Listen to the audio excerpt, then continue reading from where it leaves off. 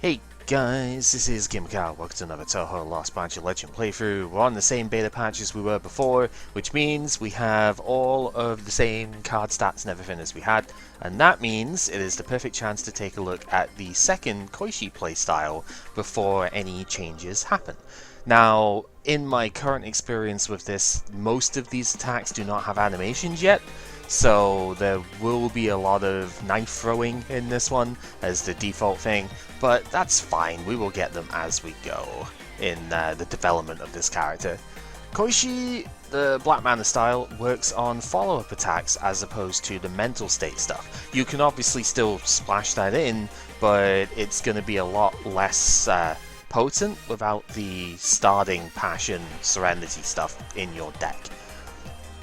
Follow-up attacks in general are a thing that some of your attacks will have like follow-up card on them, and whichever one is at the top of your deck when you perform a follow-up attack will be the one that works on the target that you attacked. Sometimes it's a bit more random if you didn't actually attack something to perform a follow-up thing. We'll get into that as we go. The custom sunglasses are the shining exhibit that Koishi starts with here, and this only really does anything for bosses. You gain 10 barrier when you are in an elite or boss combat. You don't take damage from sunlights as well, which might be useful, but is mostly just a check against a couple of different characters really, so there's not too many refracted sunlights that get put in. From my experience, this archetype so far is very slow to get going and pretty awkward because you need to have a really specific balance of stuff going for you. However, it is incredibly strong if it can get going. The bad door would be really nice, but I don't want to get rid of the color here because we do kind of need black mana for this one. Moonlit Lotus is just a really good card to have, so I guess we could just take that, have the mana here. Or we could take card draw and just go with that. Considering Rosehell is not quite as important for this one, I think I'm going to take the card draw. As weird as it is to not take Moonlit Lotus, I feel like I just want the extra draw power here. So, let's see where... I guess we've got to just take 3 encounters. We don't have an event on the first one here, so... that means we're guaranteed to take the Kodama encounter here as well. I suppose that's fine. So, yeah, you can see these are follow-up attacks over here, and this will... you use these as standard attacks if you have them in the hand, but if we draw the specific enabler, we will be able to use what's left in the deck as a follow-up thing. You see there's a 1 over here. This shows you which follow-up attacks you still have in your deck. It won't show you the order, of course, but it shows you what is there. And we will see now the Instinctive Love. This is one that always starts at the bottom of the deck, so that's part of a couple of these follow-up attack cards. And we'll see it if I attack with Air Kiss over here, then the follow-up Instinctive Love also attacks the same target. So that's the whole idea, is that you chain attacks without actually physically playing multiple cards, and it's pretty cool. There's a lot of good stuff that you can do with it, so long as you get the tools to actually properly attack. So we'll see now all of the cards are in here. You can see there's 2 of the Overflowing Love and 1 Instinctive Love. We unfortunately didn't draw like attacks here when we really need them for this guy. Go figure. Probably not going to be able to block next turn as a result of this now, and it's going to be a big old painful rigmarole. I think that's just about right here as well. Irritating, but it do be that way.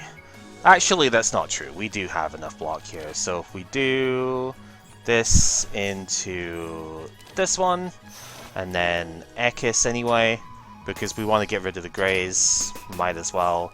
And yeah, there's 1 more follow-up attack in here. I don't think we've really got many attacks left in the deck at this point. Yeah, it's mostly just junk stuff here, so I guess we'll throw those away. And now, well, we're guaranteed next turn to draw the 20 damage attacks, so we will take him out here. As you see, a little bit slow on the uptake here. And obviously it's a bit awkward when you draw this attack. It's a 3 mana, do 20 damage. but if you can pay nothing for it, it is obviously really good. As far as these cards go, I mean, the Hermit's fine. We did see this last time round. Sakura Colored Sea is also, like, not awful, but does not replenish itself, so that can be kind of annoying. And I don't really want DNA Transcript here. We're not going into Passion and doubling damage and all of that stuff. I will take the Hermit, but I'm not actually sure if that's correct. So, as far as these guys go, honestly, I probably do just want to bomb this. So, we will. Your bomb does 24 damage to each enemy and then performs a follow-up attack. So in this case, it would be the Overflow and Love, your basic attack, right? Here's your animation for it. We won't get to see the follow-up attack this time round because they died to just the base, but it's there if you ding it in. I think I will take another Instinctive Love for now because it is important to get as many of these attacks as we can. So we will try and do that. We are taking some blows on this opener here. Sometimes happens when you're fighting the Sunflower Fairy. You do just take 18 on the first turn, so a little bit unfortunate. So 8 damage taken. It's fine, I suppose. So we can definitely use this first gain. We don't draw a card off of this, but we do get to, like, thin the deck out a little bit, I suppose is the best way of putting it. So if we scry that, there is still 1 Instinctive Love left on the bottom of the deck, which is fine because we can't play both in the same turn, so there's not really a reason to keep both of them there, and we'll leave it at that. We don't need to overplay. I mean, we can if you want to, but I don't really want to, so I won't. Unfortunately here, we are still going to take a tiny bit of damage. That is literally just the nature of the beast here, right? But we do get to do some back, and we'll take 12. Unfortunate, but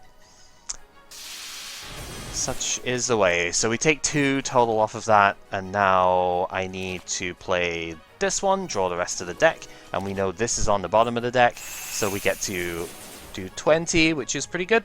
Not enough to get the kill, but with low defense here, you know, only 2 health left, we should be able to easily finish this off. Really need to get this card upgraded so it only costs 1, because otherwise it is a little bit too expensive to want to play. A couple of good follow-up stuff here already. Dance of the Heart also goes to the bottom of the deck. It is a follow-up attack. It does damage 2 times. It will do damage 3 times if you upgrade it, which is pretty good. And then the Yokai EG. I imagine the animation for this is going to be super cool when it gets finished. It's an expensive attack, 4 mana normally, 3 mana when you upgrade. Does damage, performs a follow-up, so you get 2 big attacks in one go, but if you have this as an outcast, then it does 2 follow-up attacks. And this is where you start getting into the, like, heavy hits of this archetype. I'll take the EEG for now. We'll probably have another chance at getting the other one later on, so we'll do this for now, because I already have that as the upgrade target. Here we have Cherno, Reimu, Marissa, so we actually don't have Sakuyo. She's the one I've fought every time for this archetype so far. I don't really care. We'll just fight whoever. Reimu might be kind of difficult. Like, I have had one attempt with my first attempt I fought Reimu and I got absolutely destroyed. So I'm not really too confident this is going to go well, but I suppose we will just see how it ends up.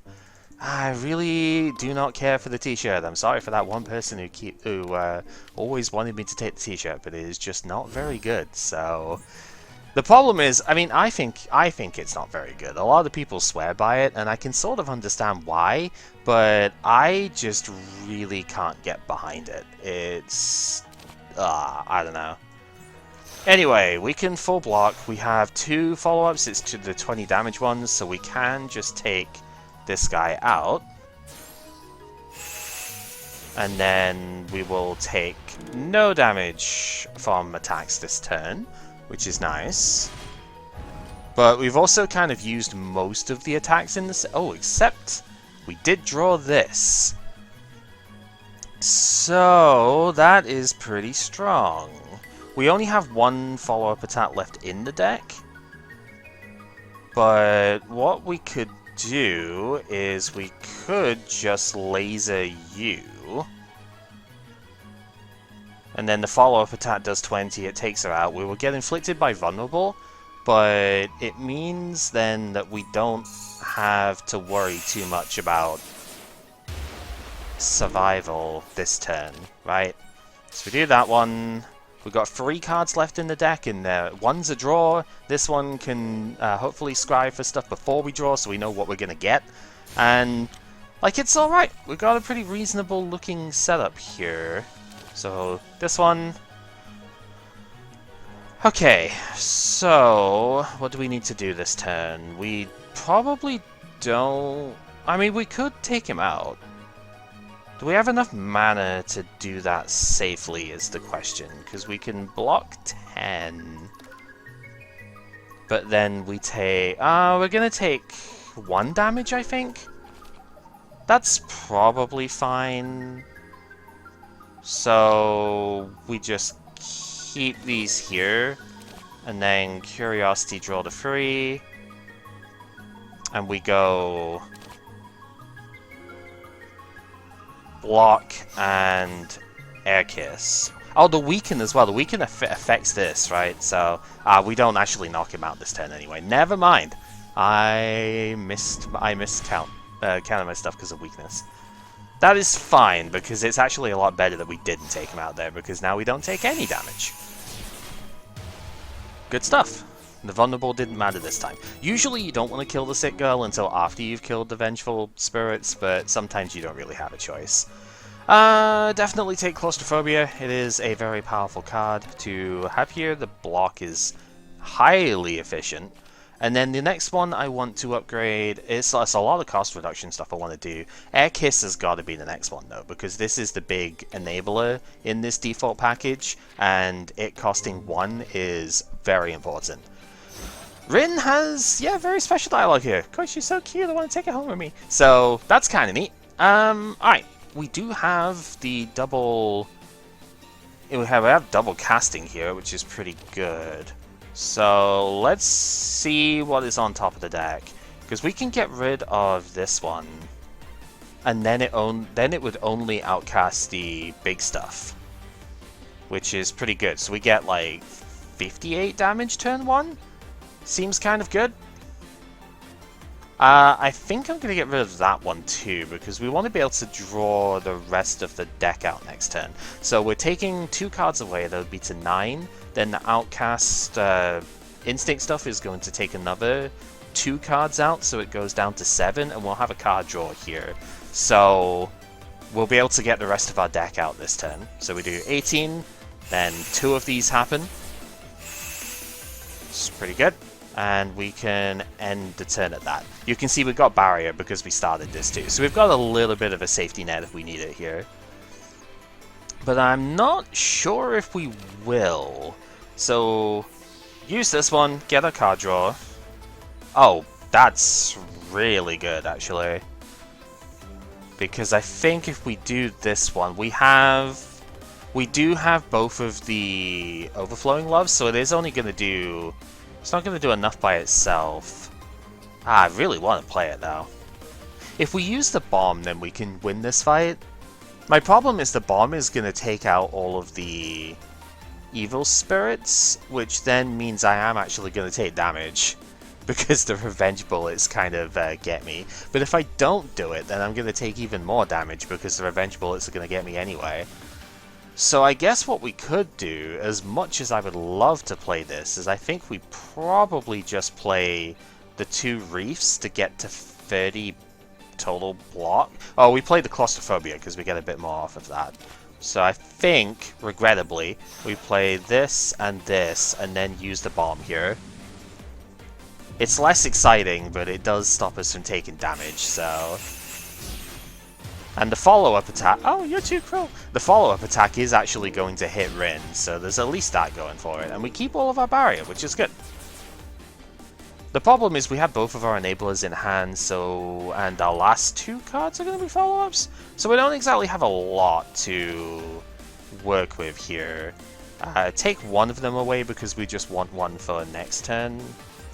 And then she has 3 Greys on Lunatics, so like we're not going to get rid of all of it, but that's fine. So then from here, I guess we do still use this one, because we can remove that, which is fine. And then 1, 2, 3, I suppose, yeah, so Curiosity. Oh, Outcast the Laser, that's really good, because we only have 2 follow-ups left anyway. So yeah, we would have been fine even if we didn't draw that, because I had Attack Air Kiss, which would have done it. But it's just more fun doing it that way. Magic Guidebook, you say? Neutral rare ability to add, huh? Embers of Love is an interesting one, and I actually haven't had it for this yet, so this lets you perform a follow-up attack, and then if you did do a follow-up attack during the turn, it gives you firepower. So it does cost a lot to use, but gaining extra power off of it does seem quite strong. So I'm going to try it. In the guidebook, this... oh, it's another weird one. Shapeshift Academy might just be the pick here. We're playing against Reimu, right? So... I don't know if I love any of them, to be fair. I suppose Manipulation of Fate is fine, but it's going to pick up the follow-up attacks at the bottom of the deck, and I really don't want that. So I don't actually think it's that good of a card for what we're trying to do. We could just skip this, because I really don't love True Full Moon either, obviously, because you lose the game if it fails, right? But it does give you a mana when you draw it, at the very least. Does it upgrade? It doesn't upgrade to give you more. I'm going to take Shapeshift, but that will need an upgrade before it's playable, so I might just be clunking the deck out too much at the moment. Lunar Veil would be nice, but not happening this time. Alright, what do we got? Money. It's okay. Kind of wish we could have gotten more events here. Like, I would have loved to have gotten the Eternity, I believe, of that one. That would have been nice. This fight can sometimes be a little painful. This is another one where I would love to play this, but if I do that, then I don't have a lot to defend myself with. If I had the multi-attack ones, I would probably use it, but I don't, so I think we just go a little more defensive here. So let's do that. This will weaken, so we will actually be able to survive the full hits here. So yeah, we can do that. Need to get this upgraded as well. Because if that only costs 3, that would have been a really powerful thing to use that turn.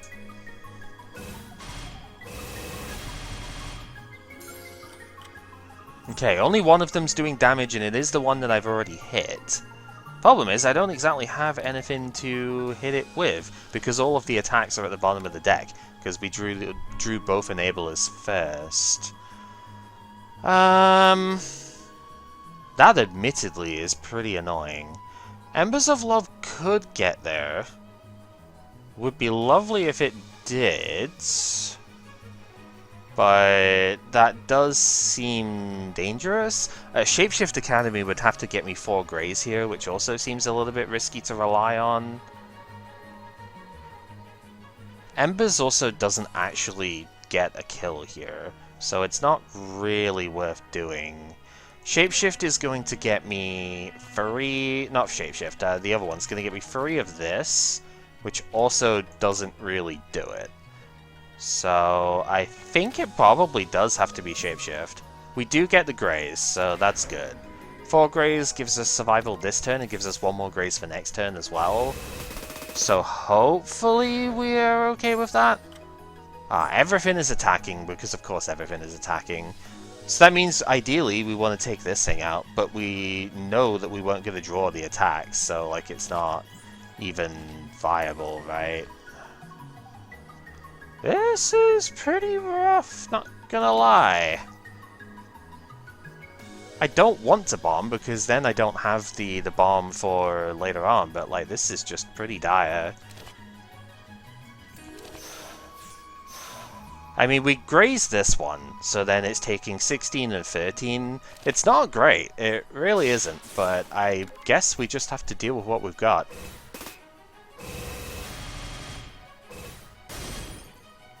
If they all decide to attack every single turn, then it just gets kind of gross, right?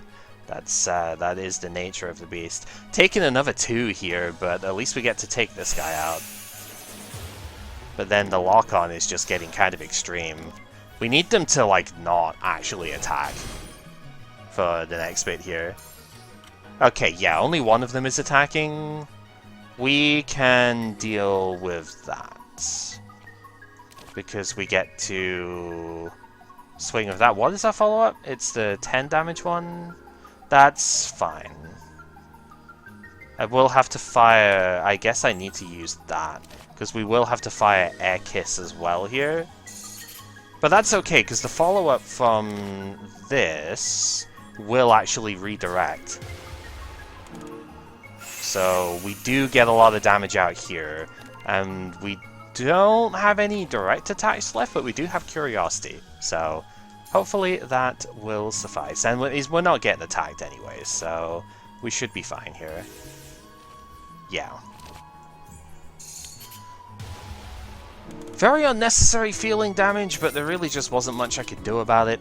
Instinctive Action is pretty good here, and I think is the pick. We do need to upgrade it, like, immediately, so this is another auto-upgrade thing here. But gaining a Graze and then doing an attack is pretty strong as well, so... And this is why I didn't want to use the bomb, because these guys are way too important to make sure you, like, have an out to. Drawing every single block on turn 1, by the way, it doesn't feel great. Okay, so can we actually take out... I mean, yeah, we can, it's just what's the best way of doing it? I think bomb first is probably the way here. So we do the 24... Attack star. Not in love with that decision, I will be honest, but I guess it's fine, because we can take a tiny bit on our barrier. And now these refracted sunlights won't actually do anything to us apart from just take up a draw, right? Which is admittedly an annoying thing to happen, but it's not a total disaster. From here, we can do that one. Gets the knockout there, so we don't take any damage this turn. I think my only issue now, I mean, we do still have the card draw. I was going to say, my only issue now is I don't have a follow-up in the deck. And this is the thing with follow-up attacks, because you're taking your cards out of the deck to just play them directly here. Oftentimes, you don't really have a lot that's like left in deck. So it gets a little bit weird, you know? Also realizing I actually did not draw the Curiosity, go figure. It's like I had the card draw, it's the last thing that is there. So I think what I do this turn is play just a little bit more defensive off it. If you don't have a follow-up attack in deck, then obviously the perform thing doesn't happen. But yeah, we just play just a little bit more defensive with it this time, in order to gain some barrier. Like, it's the best we've really got. And yeah, this should do it, because we'll take the 10 damage one, and then we just hit with the shoot. Soul Gem is pretty good for, like, turn 1s against bosses and stuff. So another instinctive action. Like, it's a decent card. Don't know if I want that many of it, though. Ideally, Air Raid is, Air Kiss, sorry, is the one that I would want here. I suppose Blossoming is, like, not terrible. Its damage scaling is a bit weak is the main issue I have with it, but it could be okay here. I guess we will just take another instinctive action and upgrade that. Like, it feels bad that I haven't upgraded. No, I need to upgrade Shapeshift. There's a few that are like definite need to upgrade, so I probably should be skipping more of these, but this is what experimenting is for. Yeah, and I mean, this is a very obvious shapeshift, but we do have this to use as well, to get a little bit more barrier. Very obvious shapeshift. We do get the firepower, and I guess the regular power is probably good here as well. I was hoping to get the 4 greys, I'm not gonna lie, but that's not what happened, so I suppose we have to deal with it. Not having a bomb for this fight is very scary, I will say. Not having this upgraded is also really scary. So, yeah, we're taking far too much damage here for my liking. That's what it comes down to. We don't have, like, the strong hits in. This does do 9 because of our firepower, so I think we just take this guy out. So that we take a bit less damage here.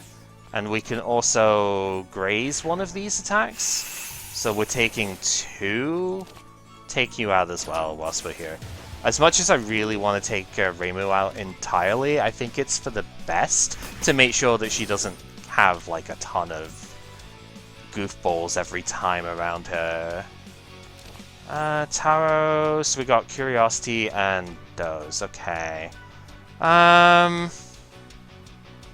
Yeah, not a great looking turn, to be honest. I'm going to go out on a limb here. I'm going to take the 18 so that I can get the firepower train started here. Because otherwise I just don't think I'm going to go far enough in this. Okay, so we can hit this. It's not going to weaken, unfortunately, because of her natural amulet, but... And she's also going to seal us from attacking next turn. But the follow-up attack stuff that I could use with in instinctive action kind of get around that a little bit. So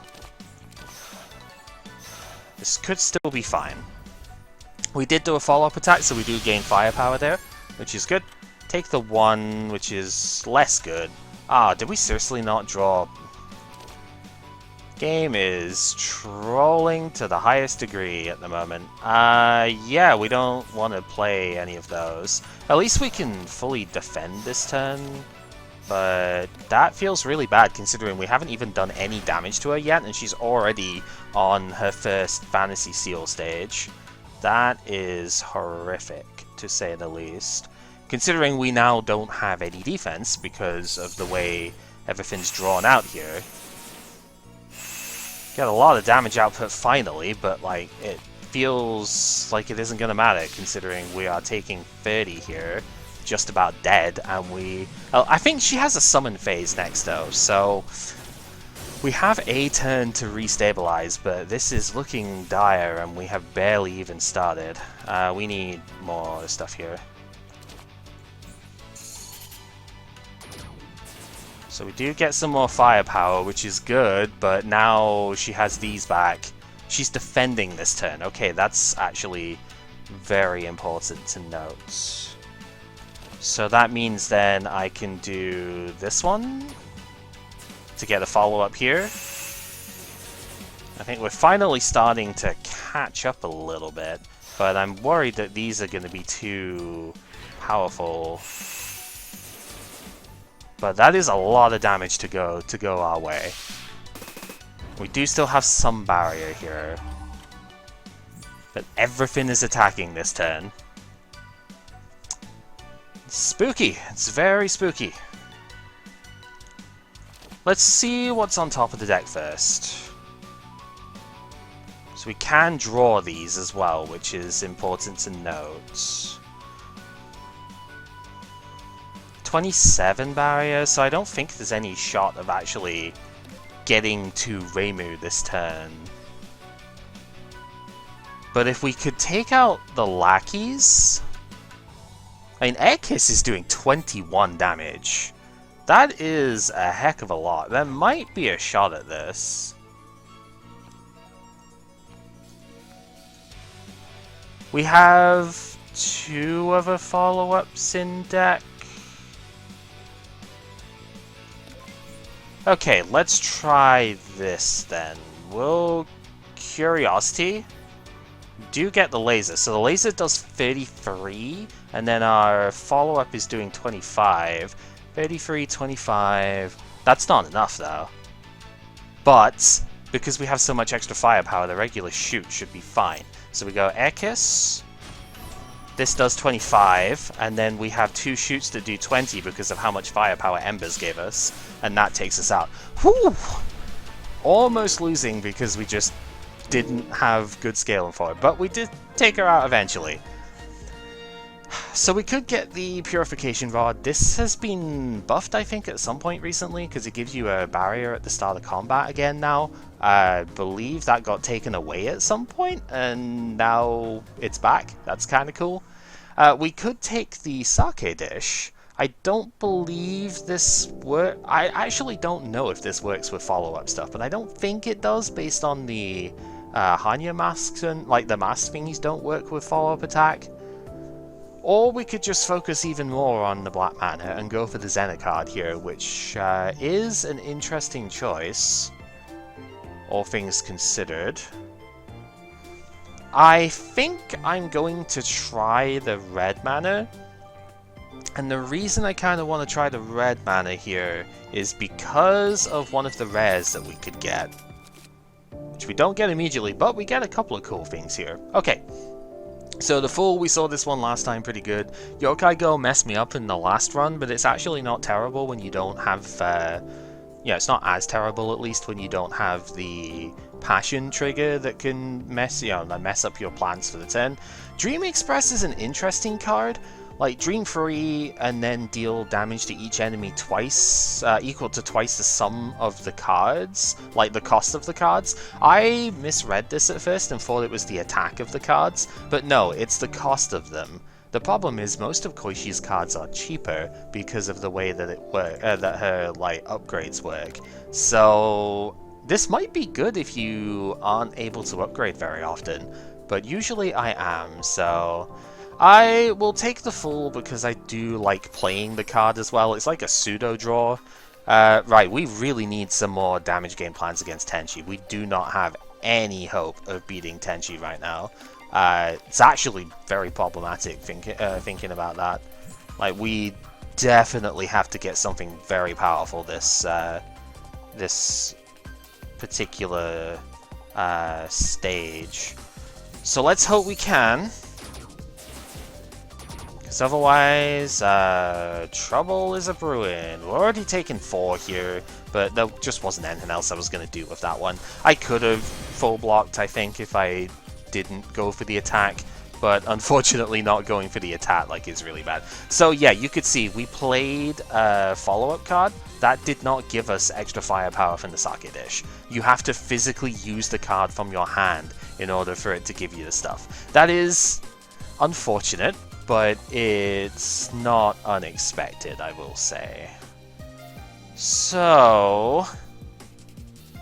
this is a weird turn. I think I want to use Shapeshift because I really want to hit Graze here. Yeah, we need the Graze, and given that we're basically at full power anyway, we'll take the max life this time. And then this... well, we don't have the mana for this now because I'm an idiot. Yeah, that's my own fault. I should have played that one out better. We could have attacked with the other, with the thing as well if I was actually smart about it. Oh well. Luckily this takes a lot of colors, so we can get this back, which is good. And then we want to go here. Does damage that one, which is fine, because we do still need to hit him as well anyway. So Not a total disaster here. Yeah, so I should have had the top one killed last turn and not been purified there. We could have been much better off if I did, but hey. That is... sometimes just mistakes were made as a situation. I don't believe you gain the instinct effect here if you scry this, but it's still pretty powerful, so I probably just do it anyway. I'm just curious now as to which way round I want to approach, which way round I should approach. I think the approach is to take this guy out with this, and then use this one. We'll... yeah, we'll sell those as well. So we do the 19, follows up with the 11, and then do this one to follow up with another 11. Then we just need to draw Air Kiss, which will get us the victory. And there it is. Or Instinctive Action. Like, we just need one of our follow-up things to work. So the stuff we need at the moment is more follow-ups, so like this is good. Full Moon Howl is pretty strong as well. That is a game plan versus Tenchi. So as much as I like the other stuff here, regrettably, almost regrettably, I think it probably has to be Full Moon Howl. Ancestral Dreams is really good AoE though. But I worry that if I don't take Howl, then I'm just not going to have anything that deals with Tenchi. It's a tough call. I think I'm going to take Dreams, actually, because there are some very nasty AoE fights that could come up here. Junko. I mean, yes, we're going to take... I guess this is a good reason to have not taken the red. It's annoying, because I don't like giving up the... I definitely can't give up the green mana. And giving up the black mana here doesn't feel good, because then I can't play Embers. So I think it has to be the red mana. So luckily we didn't take a red card yet, and that's not going to make our deck unplayable. Having extra mana to play stuff is very good. Don't get me wrong, I just kind of wish it didn't come at the cost of, you know, not having... not having the rest of the bit here. Okay, so here's one cool thing that you can do with the scry stuff, right? This will be guaranteed to be the first card in my hand next turn, so that's going to be pretty useful. And then I want to play the Boundary so that this is the last card in my hand, so that we can do 2 follow-ups here. I don't really need to play the other bit this turn. So we gain some firepower off of that, which is nice. And yeah, we can now block with this. That blocks 18, is pretty good. Air Kiss to weaken, so she'll do like 6 instead. Follow up with a pretty powerful attack in its own right. And then Graze one to do another good hit. And this. So we will take the 12. But we have a Graze and a little bit of Barrier, so that's one of the cool manipulations you can do. And then from there, we do not have any more follow-up stuff. So instead, I think we go for card draw here. Okay. See where this one leads. Instinctive Action is pretty good, but the follow-up on Air Kiss is better here, I think. So get rid of those two, play this. Follows up with 11. Unfortunately, unfortunately I was about to say, we don't have the black mana left to play both, but we don't need to, because we have a shoot in hand as well. So we'll get our 2 big attacks out and win the game with that. I don't love getting another Instinctive, but I do need more follow-up attacks, so we will take it. Just to get it going. Alright, what do we have out of here? Another one? Really don't like taking this many. Persecutory Delusions is a very sad card. Just look at it, right? But it's a block. It's a fairly expensive block, but it's a block that gives you an attack as well. So it's actually pretty strong if you've got the deck set up for it. Which we kind of do. We're getting there. We definitely have a good bit of it here. Smart Speaker is a very interesting choice here as well. Because we could Smart Speaker like Embers of Love. If we upgrade that... Actually, thought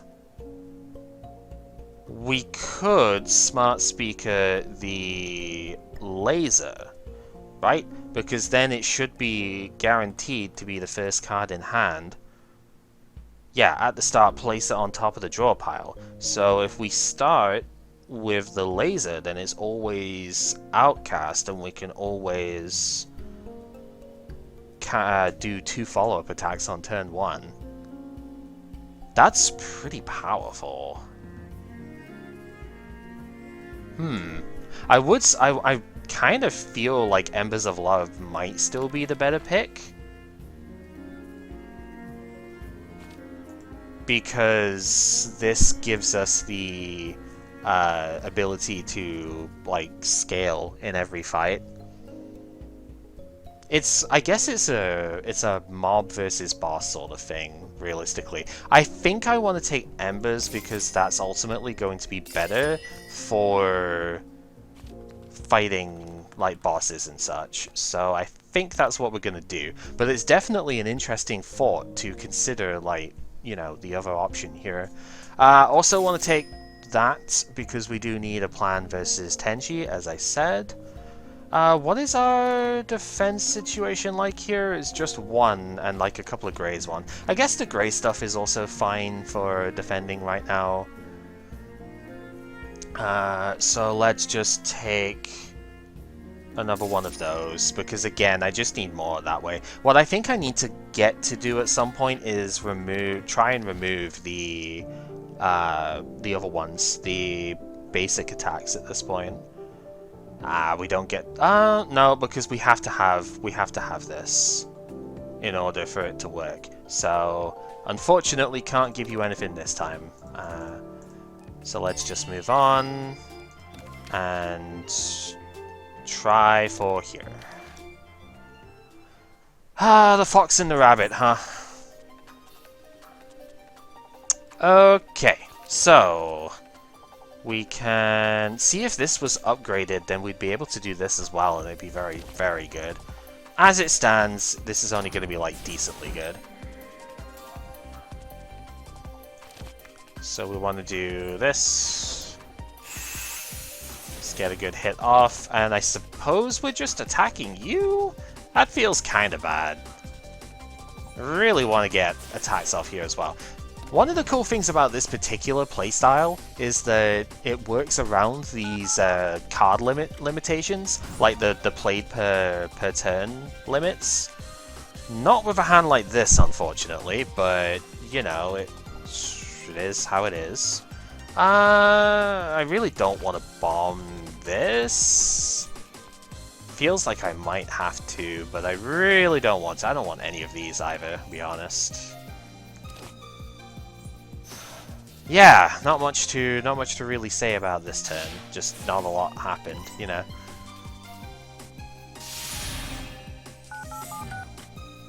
So we do get Spirit downed, which is a little bit annoying.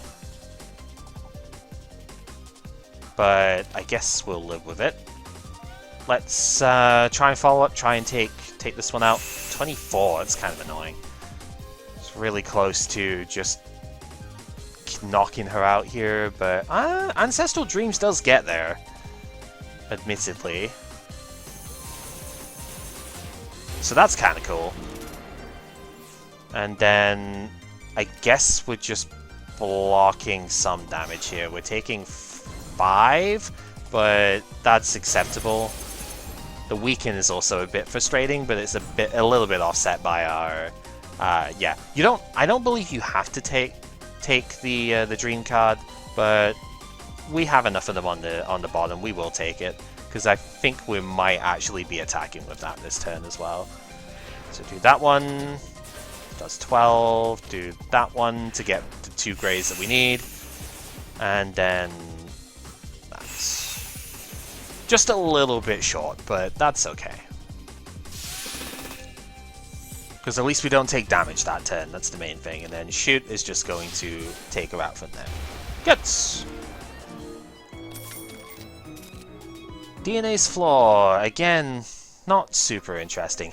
Talk through the hat is a really intriguing option for the follow-up attack stuff. There are follow-up attacks that we just haven't seen yet that don't go to the bottom of the deck, and so talk through the hat can be a way of guaranteeing that you have the follow-up attack you want on top of the deck, rather than the basic ones. I will take it, because it is a cool card. Might need an upgrade though. We're starting to build up a few of those things. Yomu, what are you giving us this time? A grudge returning? That's not awful. Sure.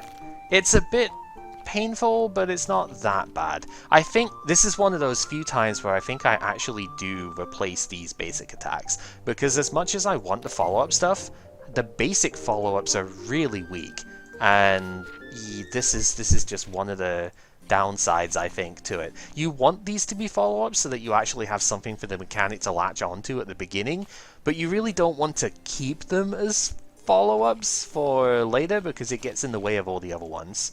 Yeah, let's make the laser cheaper. So we do kind of need that output. Yomu herself! Right away! I wish we could turn back for this because I don't like fighting you, but unfortunately that is simply not a choice here. Alright. I think we have enough mana to do Embers and Shapeshifters first turn because of the Soul Gem. Grudge Returning is also pretty strong. I don't think I have enough mana to play that as well, though, do I? Oh, maybe I do. Because I used the Tarot.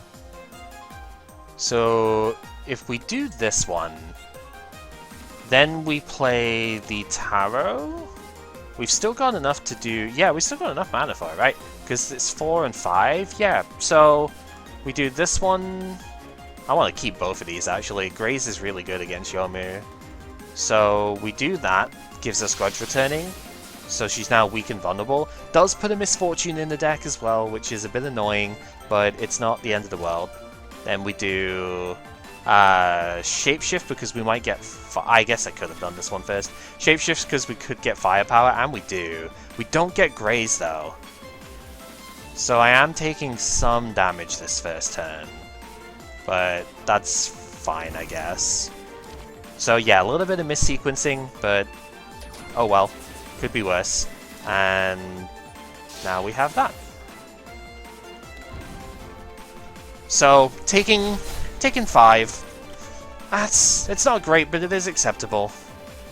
So now she does have Graze herself, obviously. This is accurate, however, so we could just use that to punch through, and I think that's a good idea. Because we know the Dream mechanic isn't going to mess me up too badly with it. This will weaken even further, so she won't do as much to us in the future turns. And yeah, that seems pretty good. We're still taking a little bit of damage here, but I can live with that. Yeah, we don't have enough mana to do this one, unfortunately, so we will take 4. Yeah. Which, again, not ideal, but acceptable. Given that it's all defense, I think we just take the biggest number defense here. But we have a Graze, so it doesn't really matter that much. So in that case, let's make sure that we can outcast it and get just a little bit of barrier here as well. And you can sort of see where, like, the outcast mechanic really sort of helps you. Oh, like, the instinct mechanic really can help out here. There's a lot of output that you get from this. Oh, that sucks. Okay. We have to bomb after all. That's so lame, though. Oh, well. I mean, what are you gonna do, right?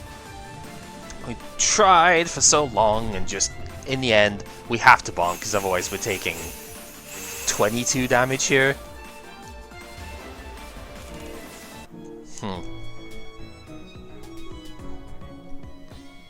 I would love the mask normally, but the mask doesn't really work very well with the follow-up stuff, as I mentioned before. Closed Heart, I think I briefly mentioned this one in the previous Koishi video. It actually got nerfed like instantly, pretty much. I'm pretty sure the numbers on this were 20 and 25 initially, where it's now 18 and 22. Still very powerful, but like, yeah, you can't see what the enemy's gonna do next turn. Usually I'd say that's a big whoop-de-doo, and it kind of is. Like, it's not that big of a deal. I kind of want to take it just because I don't have much block at the moment. Like, Graze only gets you so far, so I will. Because Barrier can be really good to do if even on, like, enemy off turns, so that's strong. Leaky Ladle is usually extremely powerful. We have not that many skills at the moment, though. I mean, we have a few, right? We have 6 in total. And we could always, like, we want to prioritize card draw. Whereas the tape is just like upgrade 2 random defense cards. Which is fine, but it's probably just going to hit the basics, you know? By simply relying on these 2 boundary plus cards, I can defend against all Danmaku. Everyone, what do you think? Indeed. I'm going to take the Ladle, but it's probably not going to work immediately. We need card draw. That's like the big focus at the moment, I think. Ooh, this is pretty good to see before Tenchi. Like, I wasn't gonna go to I wasn't really gonna go to the shop anyhow here. So let's use this, and hopefully we get the one that makes us immune to vulnerable, right? Yeah, okay, because the television immune to weak is also really good, but immune to vulnerable makes it super strong for us here. I'm pretty sure it is just the, yeah, I think there might be more than one answer there, but yeah, this is always the one that we see off the bit here, pulsators. So yeah, we're immune to vulnerable at this point. Could be good versus Sager as well, actually. That might come up. Sager Teapot turn 1 is very irritating after all. Right, so with all of that said, we do, because of hybrid mana cost, we do actually have enough to do Embers into the Air Kiss. And still fire Instinctive Action as well. And there we go. Pretty solid turn 1, we do get the firepower here as well. There's a lot of attacks coming out this turn, but we have a solid amount of defense against them. Which is fine by me. No, we do have the follow-up attack as well. So I think we want to Ancestral Dreams. And then Graze one. Okay, that's actually what I wanted to hit, so thank you very much. And then we do the Barrier and the Shoot for 10. I suppose I maybe could have done the other, like the Shoot first. I didn't really quite see where my mana was going. So yeah, we still take a little bit of damage, but not that much. So yeah, as you see, because we used the defense card closed thingy last turn, we do not get to see what she wants to do this turn. However, it's not really that difficult to, like, know. I mean, in this case, she's going to do some unblockable damage, and that's what it comes down to, so it's fine. 22, we defend that easy. So, we get to keep one of these from our previous part. I think if we take Grudge Returning, it puts Vulnerable down as well. We then have 26. We might be able to take her out if I use this one. So I think that's... Oh, especially when we draw all of these attacks as well. Yeah, so we just do that. And then this one for 39, and just go, yep. Yeah, Embers of Love scaling is what we needed versus Koishi. Finally, we get this one. Okay, I couldn't take it before, but we do finally get access to Dance here. It's another very powerful follow-up attack that we can put on the bottom of the deck here. So, super happy to see that. There's a couple of good upgrade targets here, but I think the only one that makes true sense at the moment is Instinctive Action, because we really need to make that cheaper, and also not cost the same mana every time, right? So, how do we want to approach this one? We did just go to a gap, so we have a lot more mana to begin with here, which is pretty good.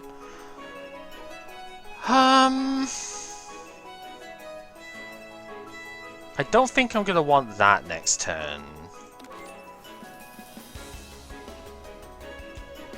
This is an interesting opening here. I think we do just fire Grudge Returning into Kokoro. And then Embers. It gets a good amount of damage out. We have a lot of barriers, so we won't take that much damage this turn. Well, we won't take damage at all, it's just the rest of it that we gotta worry about. So from here, Ancestral is really good. Yeah, let's fire that. I would have liked a couple of those drawn, but it's fine.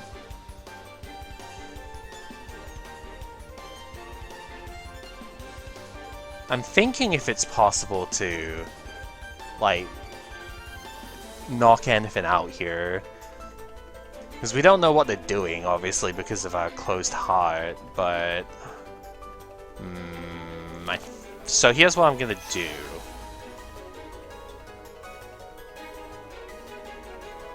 I really want to bomb here, because we have the vulnerable on her. But I don't think that's the best idea. We've got 32... Okay, here's what we do then. We put this... Oh, that's actually really helpful too. We do that to put this on top of the deck. So that next turn it's going to be the first card in hand. And then Instinctive Action, perform one of our follow-ups. Does actually take one of them out, so we do get that. Oh, that was the Leaky Ladle though. Well, that was never going to end up in my favor then, was it? Okay. We do have Spirit down next turn, sort of annoying, but we have Barrier already, so I think we'll be fine. And then I guess this is the one problem with having like all of the follow-up stuff already here.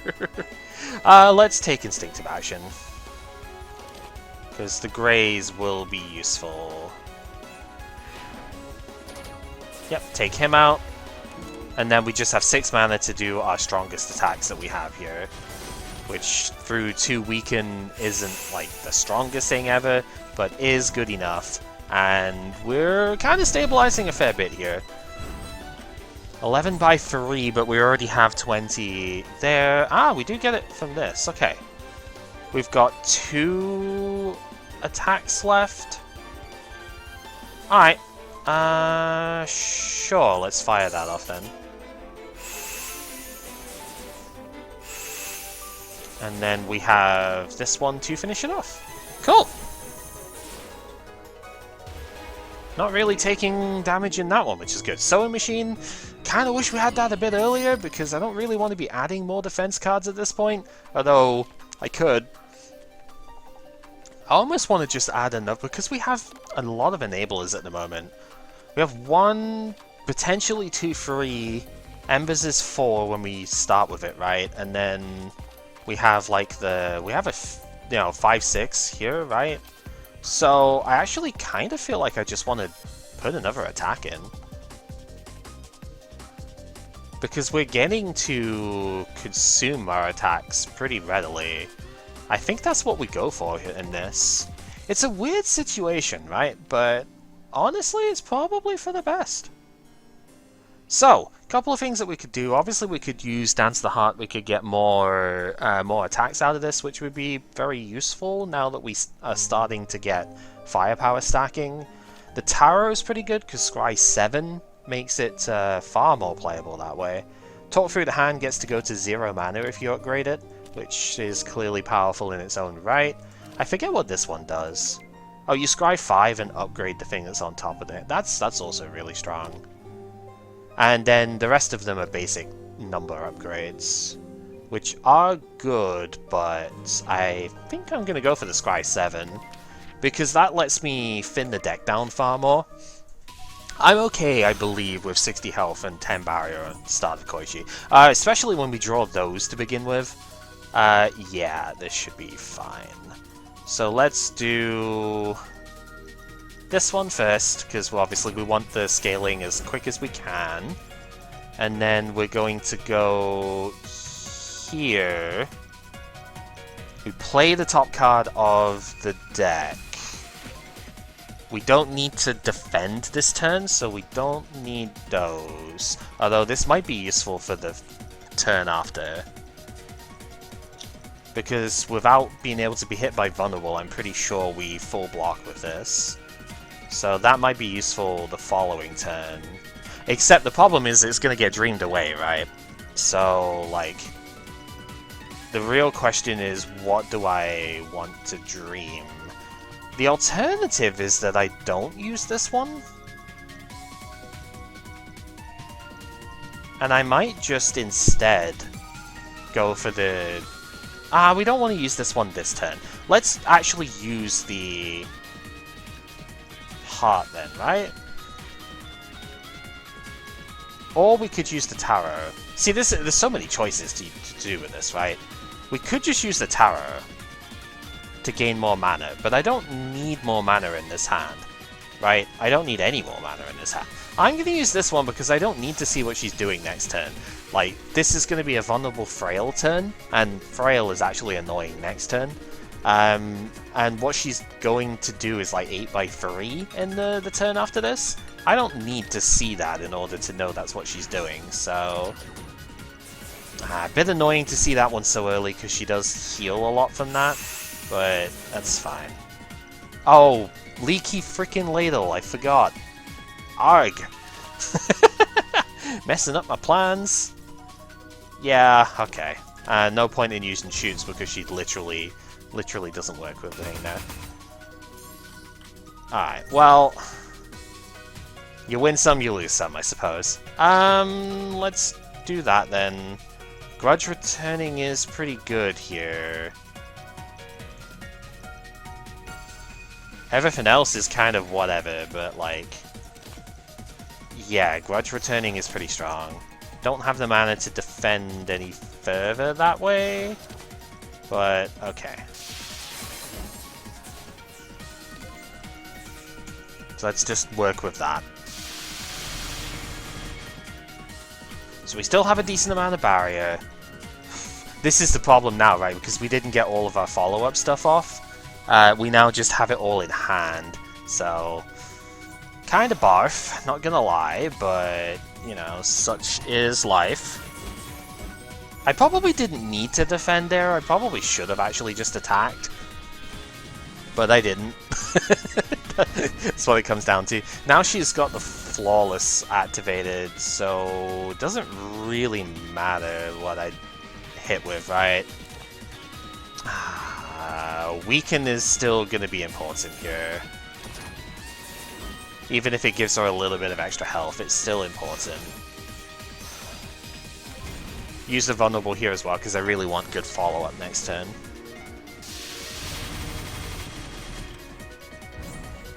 So this now should be her do... it's like two things that she does with it here. This should be her X times 2 and status condition turn. I believe with the firepower that she's got right now, I think it's 12? It started at 12, right? So I think it should be 16 at the moment. So we got a bit of work to do, but we also have Weaken available, so I think we'll be fine.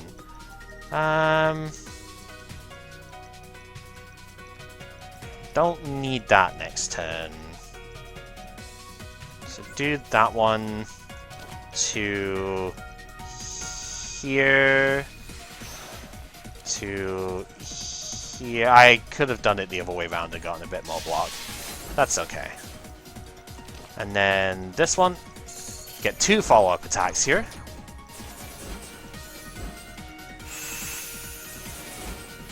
And we could just bomb and kill her this turn, but we're not getting weakened by any of her stuff. She doesn't do that, so I don't really see a need to bomb here. Yeah, so she spell cards for like a weakened 35, but do I care? Probably not. So we've got plenty of follow-up attacks left, so let's just use them, you know? And yeah, no need to waste a bomb. Like, sure, it's only 10 power difference, but that means I technically have 2 bombs going into the start of the next thing, right? Levitin is actually really good for us here. I wanted to try and do some off-color stuff, because I haven't really seen off-color Koishi cards very much. That's why I picked the red one in the first place, but then Junko kind of ruined that. But we can't get hit by vulnerable. So this just makes our vulnerable from grudge returning so much more powerful. So Levitin is definitely the pick here. Cyclock. Another Embers of Love is curious, but I don't think I really need it here. Embrace is very interesting, but we don't have enough tools to run with it. Because for Embrace to be good, we would need to have like more of the laser or attack cards or other stuff that can... It has to be the laser, I think. Attack cards that can do follow-up. Cyclock is also an intriguing card for the mental state deck. It's a turn skip, or like an extra turn card, but you have to have entered 3 different states whilst it's been in the hand. It does stay in hand, so that's kind of cool.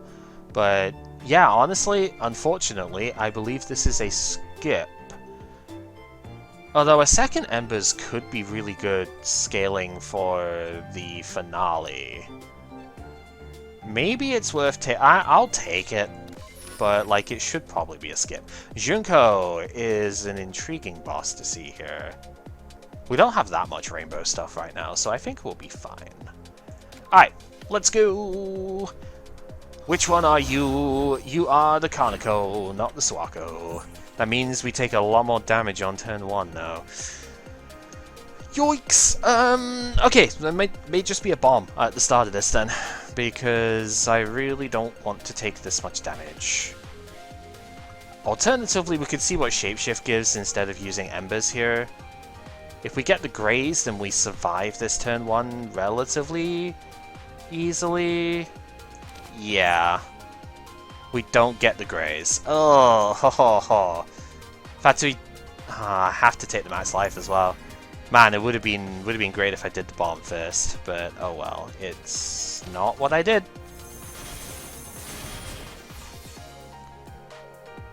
Means we're taking so much damage here. Like, this isn't gonna kill anything.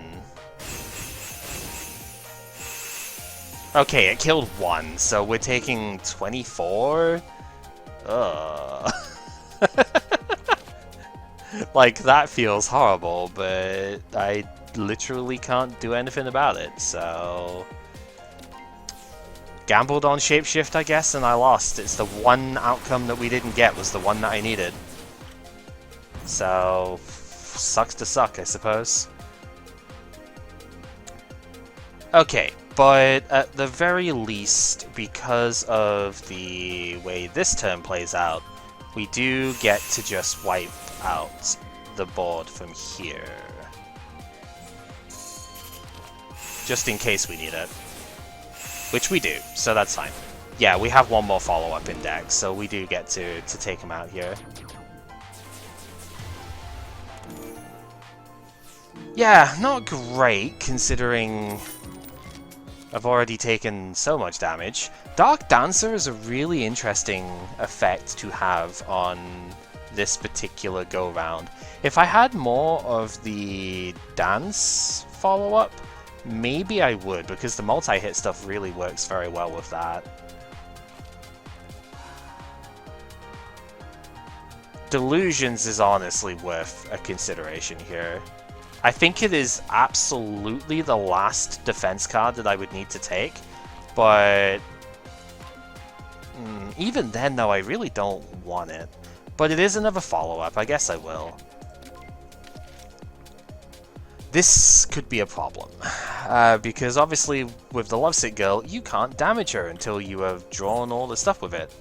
And, yeah, not having a lot of defense at the start is really bad. Okay, getting weakened though actually does help a little bit. I will not be able to play that this turn, but I mean, do I even want it at this point then? Put that on top of the deck so I get an extra card next turn. So yeah, we do hardly any damage, and we're taking a lot of damage here as well. This has not been a very good start to Act 3, by any stretch of the imagination, and we're not even close to done with it yet. And we continue to draw no defense. I do have a fair bit of defense in this deck, and we just are not drawing it. Uh-oh. We might already be dead. It's another 12 taken, and we haven't even gotten started yet. I mean, I guess good job I took this, right? And that, obviously, this is the problem, right? All of our defense coming at exactly the same time. Like, go figure, right? Yeah, this is kind of sucky, not gonna lie. I mean, at least we get to do some pretty respectable damage this turn now, but this is so much pain that we've already taken here. Not a fan. Not a fan in the slightest. I mean, okay, see what the tarot is first. There's one of the... we do want the greys. Okay, draw into that. So we can go... You... Do this one. She only has one, but she only has one vulnerable left too.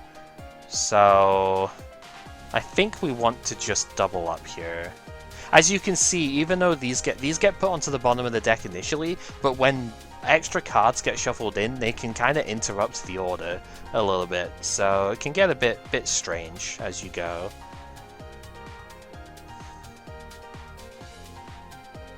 Yeah, I think we're gonna do this.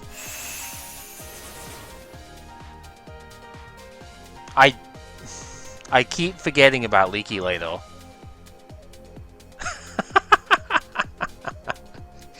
Freaking Ladle, dude. Okay, whatever, it's fine. We'll get the extra greys anyway, do the little bit of damage. I just missed out on a lot of extra because of the Ladle messing me up. It's been an anti-synergy, if anything, here right now. It's kind of funny how that's ended up working out. Alright, Tarot. Could use Tarot for Shapeshift Academy, that's pretty good. Or we can just Curiosity. Gets the draw. Grudge Returning is also still good here as well.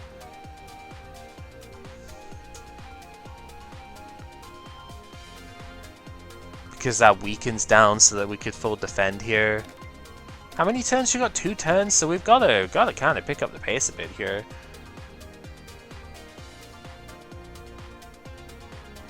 So I don't think we have time to do Shapeshift. Because this hand doesn't really go anywhere. And we would still take damage if I do that anyway. So 6 mana left.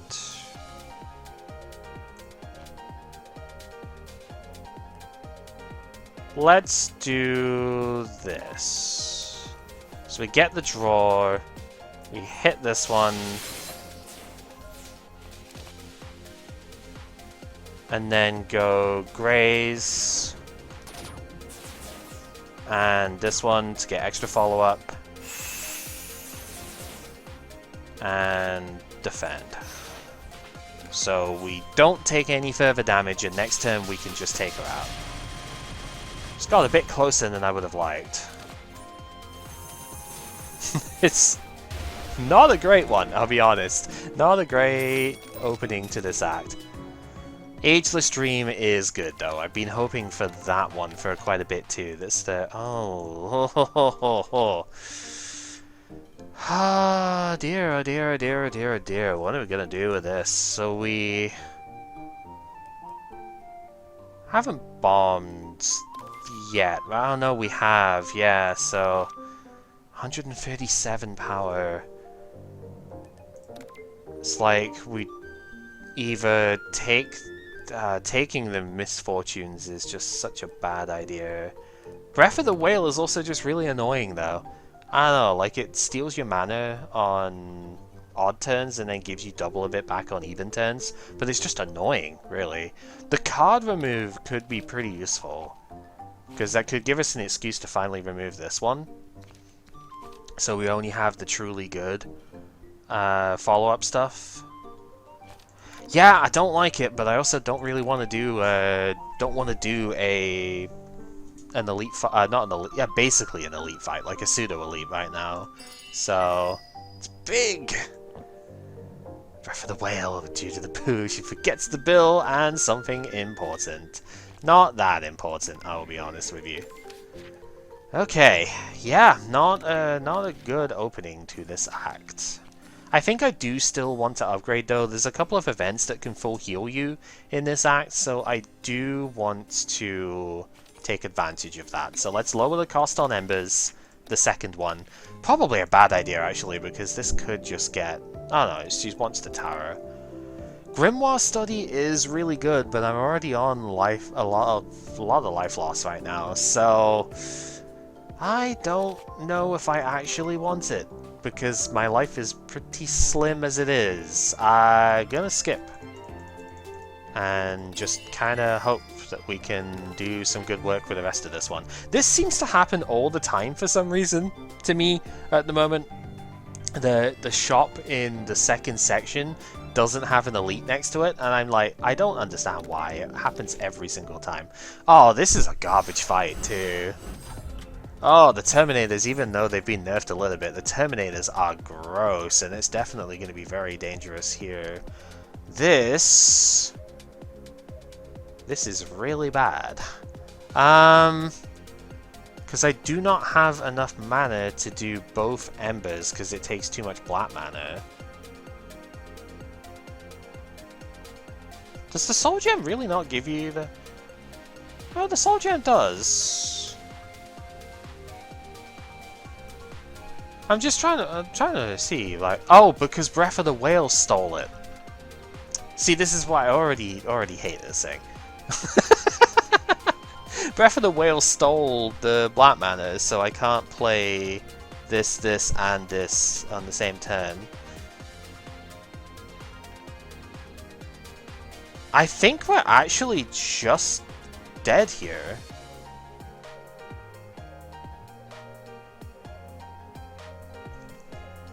Because we can't do enough damage to take out even one of them.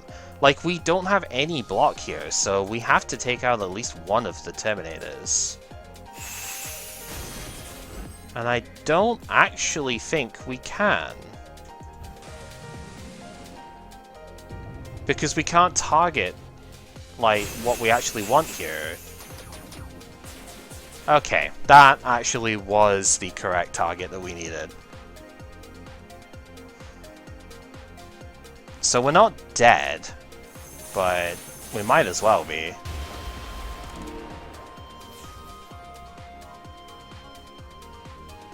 So then the only thing we've got left is, yeah, we have to swing here, do what little damage we can, and yeah, we're taking 16 because it's ungrazable. Again, just drawing 0 defense on turn 1. This does help a little. So we hit you, takes you out, play here. We really need one of those events that does the thing at this point. I think I want to just play Shapeshift Academy here. Yeah, because we want maximum life as the thing. And then Instincts. to double cast. Take her out with that. It's not looking good, I will say. 19 health is very, very little. Capriciousness is decent, but we really don't have the capacity for it at this point. Okay, this is one that can full heal. It wasn't quite the way that I was going to look at full healing, but this is one that can full heal. You just need to give us something sufficiently valuable. And at this point, I think it's Shapeshift Academy. This card is usually decent, but it's just been kind of lame for me here. So yeah, we'll give her that. So if you give her the rarest type of card, restore life to max, increase max life by 10. So that bails us out of what's otherwise been a disastrous Act 3 so far. Hopefully we don't have to have that happen again. Because otherwise I'm going to be in a lot of trouble.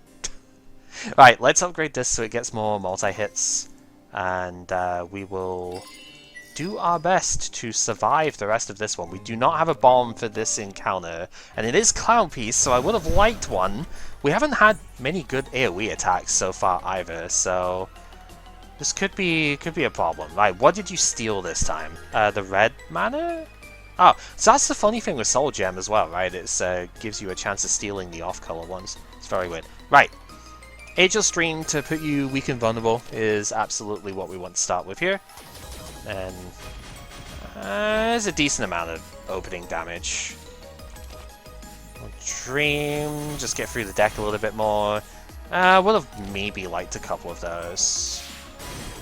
Right, now the problem though is how are we going to deal with all of these numbnuts?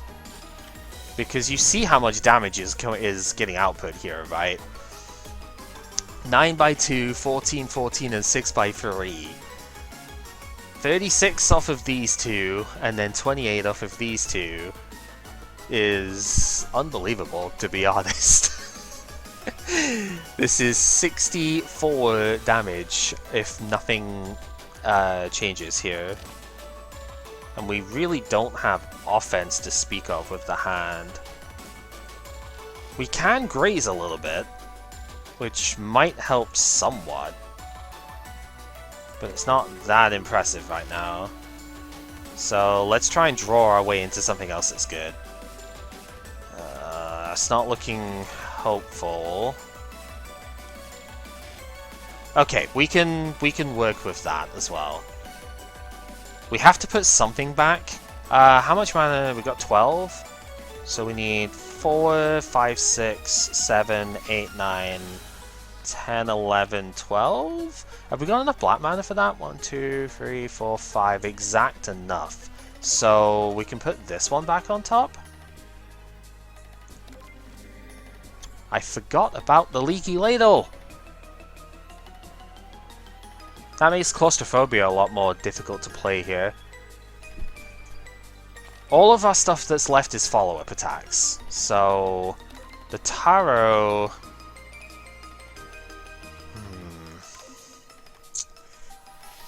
It's a tough situation. We have 2 follow-up attack well, 3 follow-up attack enablers.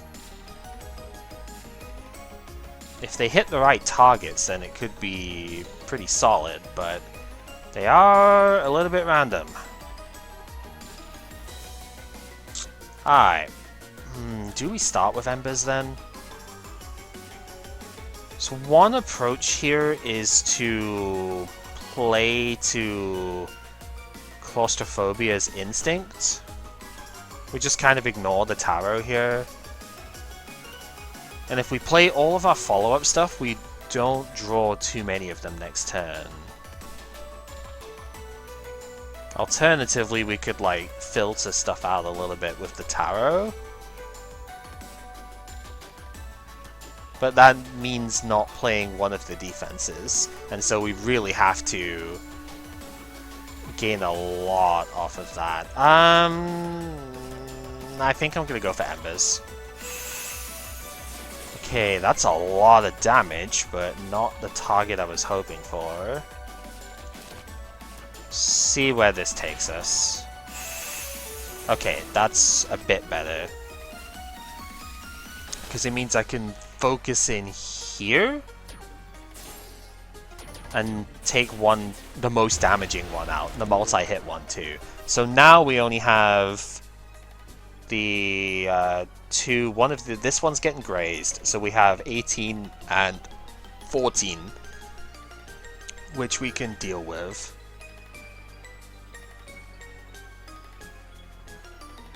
Yeah, because that's 32 damage out. So that means we can do that. And then I think I want to do a full reset here then. So we take this one away and fire off the... yeah. Unfortunately, wasn't into like a particularly good time. I really wanted it to hit Clown Piece, but can't determine everything you want. So now we don't know exactly what they want to do, but based on what I know, Clown Piece does the single ungrazable hit this turn and does the status. This one would be doing 14. I imagine this is doing 14 and putting another status in deck, and this one is the double hit that's ungrazable. We get one good thing off of it here. Probably best to take this one then.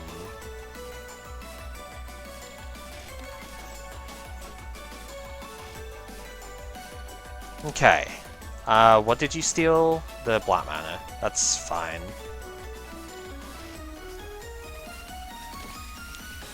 So we still graze and see what the follow-up is. Okay, that's fine, because this now takes her out. So we do that.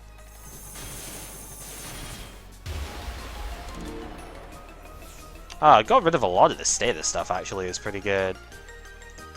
I kind of wish that like you could scroll this a little bit better. It doesn't quite work completely well yet, but whatever. It got rid of 2 of the status stuff, which is quite strong. So now we can defend, get a follow-up here as well. 40 damage 3 times because of the vulnerable. Jeez. That's solid. Okay, we probably take some damage here. Oh, she's doing a multi-hit again. Okay, that wasn't quite what I thought it was. But alright, that's respectable. 8 damage, okay. Because she's just dead this turn. Because this does 39, and then we... oh, the drunk is terrifying, but we don't have to worry about that. And yeah, because she dies, obviously the butterfly fairy dies as well. Spooky! Sword of Hiso. It's not an awful thing. At the start of the turn, do 5 to everything. It's like, fine. Ooh. Unleashed Potential. So much extra mana. But it's also not a draw card. Nah, I'm skipping. I have too many other cards. It's kind of getting away from me a little bit that way. The Mighty Shaku. Honestly, the soy sauce bottle is probably what I want here. The Shaku is too late because it's, you know, all just extra. Sure, extra power could be nice off the enemies, but I think it is actually a little better for me to take the shop one and go from there. Okay, so this could be very nasty for me because I don't have that much, but I do have the sword. I don't have that much against him, and Embers does nothing against this fight, obviously. So this might get a little spooky. Alright, let's see what this does first. Fine. Good enough. I think I want the shoots in this fight. I've been taking the shoots way less often recently, but this is definitely an example of a fight time where I need them. And we're going to use the block.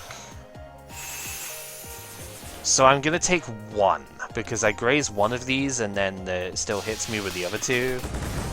Yeah. Not great, but acceptable. Okay. Oh yeah, it did take like a mana too. So I really don't like this stupid thing. I think we want to weaken you, even though that's not the one that's attacking this turn, because she does attack like 2 turns in a row, more or less. So the next 2 would be hits from her. See what we draw. It's a good set of cards. Need to see what this does. Don't need embers. We're playing the top card. Oh, so we could just get the mana from that. It's probably worth it, actually.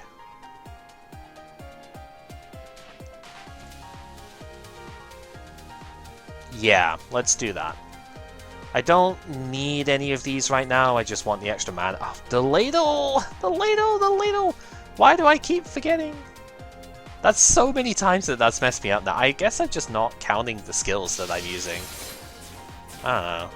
Invisible pressure's sort of annoying, but... Okay, here... We have 5 mana. And she is doing... I don't have the graze right now, but we could. So we've got 4 shoots in the graze to get around everything. It seems good. Means there's going to be kind of an annoyingly high number of follow-up attacks that we're drawing next turn, which is expensive, but this will have to do. So she gets the guidance module, so all of her stuff is accurate now. That's kind of bad because I like my graze. I have no defense whatsoever out of these cards, huh?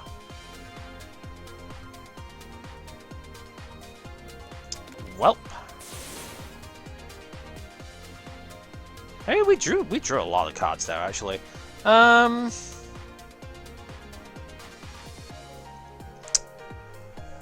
Maybe if I'd have been focusing here, maybe I could have gotten the kill this turn. It's like 9, 10, 11. If I'd have been focusing my damage there, I think I would have gotten her taken out. Let's see what this does. Oh, I don't have... It stole my green mana. Breath of the Whale is not something that I like. I will just say it out now. So we are taking 17 this turn, because I have no way of defending that. Fair dues, I suppose. Okay, let's work out the number stuff with it here. So these, if I play these, this is 6 attacks. This is 2. And it only costs 1 mana, so it's like 2, 3, 4 free mana. And then I could fire one of these. Or I could just do those 2, get through the deck faster.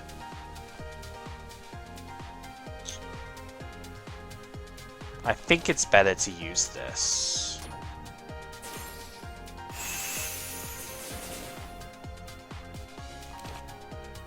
So, yeah, that is how we be. The fact of... Oh, I guess we take 5 less because of doing that. The fact of it was specifically the guidance module to make it accurate instead of being the purify like it usually is. It's just gross. I don't know. Very annoying turn of events. Okay. We have enough mana to play all of the things I want, right?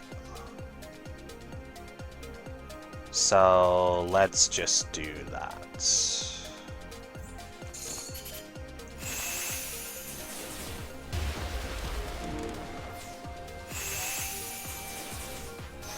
So now my problem is because of the awkward draw order before, I do not have any follow-up attacks in my deck anymore. I guess the nice sort of benefit otherwise is that we instead have got a lot of these, so we can do a good amount of draw with that in its place. Ah, that was the drunk, wasn't it? Oh, that could be awkward. Hopefully we don't have to worry too much about that as we follow up. Put that back on top. And then just shoot. Shoot like your life depends on it, because it kind of does. So now she has the Purify module as well, so it'll make a lot of our attacks colorless stuff, which is obviously fun, right? On the plus side, now we actually we can get rid of that, which is really good. On the plus side, now we get to do our follow-up stuff again. So, do I have enough? I have enough mana to play all of this. Yeah. That we can also drop. I think we want to just go ahead and put this out.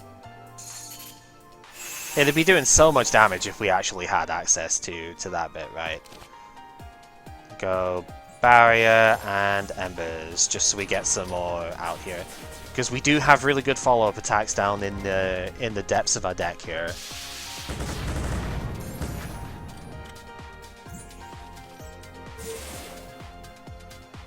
Do we have it? Yeah, we do. Cool. Shoots! Shoots! Shoots! Yeah, follow-up attacks can be kind of bad against these two bunnies over here. It's not an easy fight.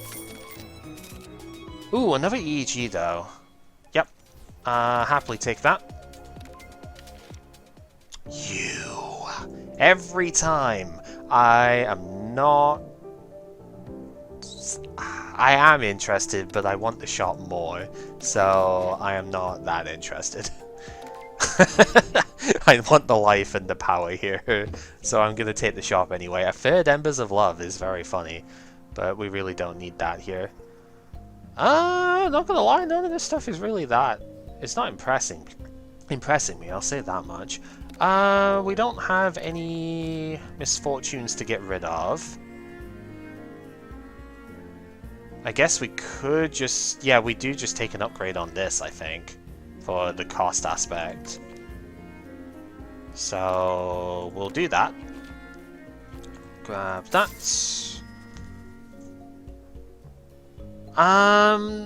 Getting the tools is not necessarily a bad idea. We don't have any way of using Springtime Vacation, so that's kind of a non-starter. Man, it's funny, isn't it? Because if I knew the shop was going to be this bad, I would have just taken the proof of donation from Miko. Bamboo is somewhat interesting because we do have the grey stuff going for us. So, like, that could actually be pretty solid. This is also pretty good because we could use it versus Sager.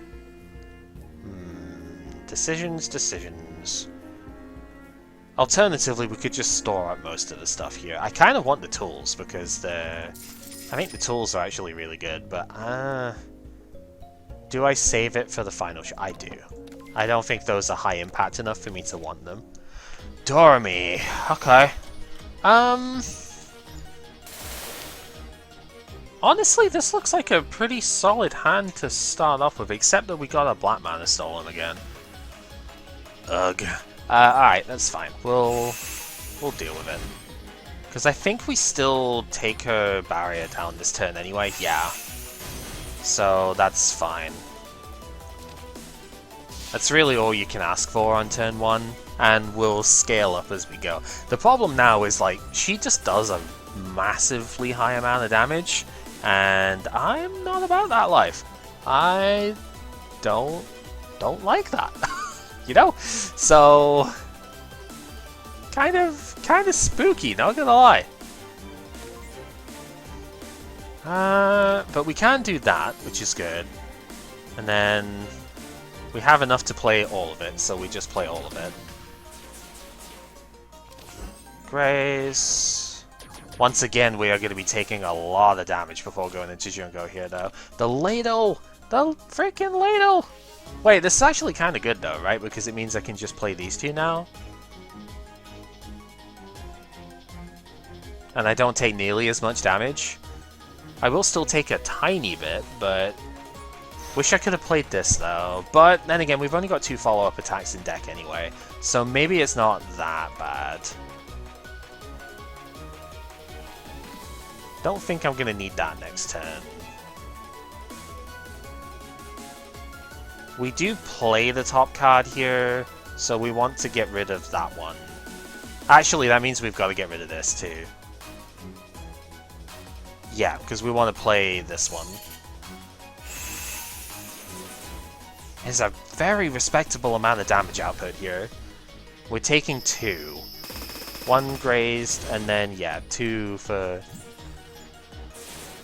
Which one did you steal? The black mana, of course you did. Yeah, 32 ungrazable,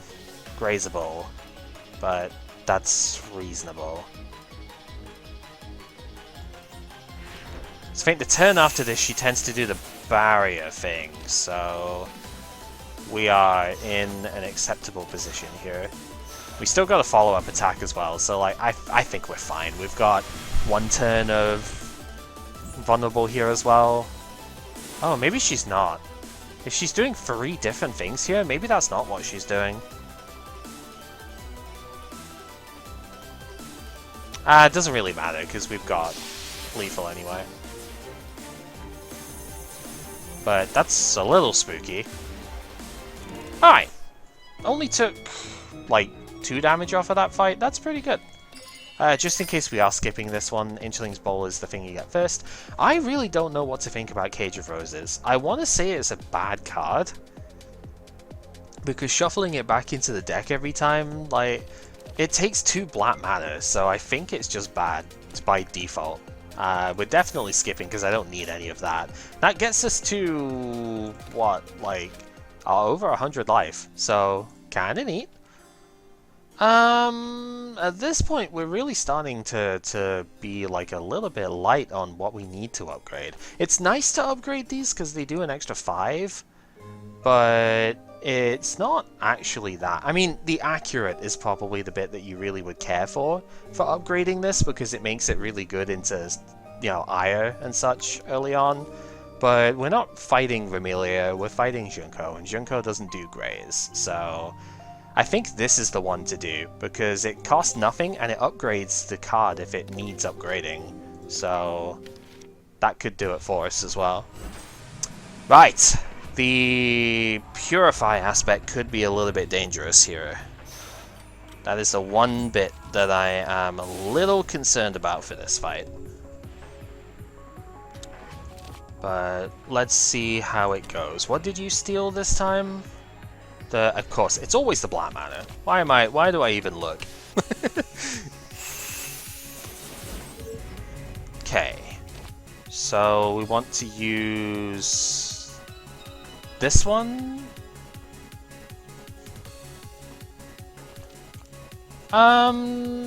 Apply the vulnerable could be good.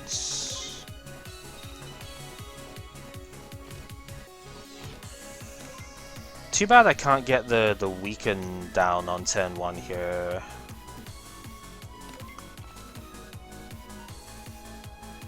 I think I just do more follow-up.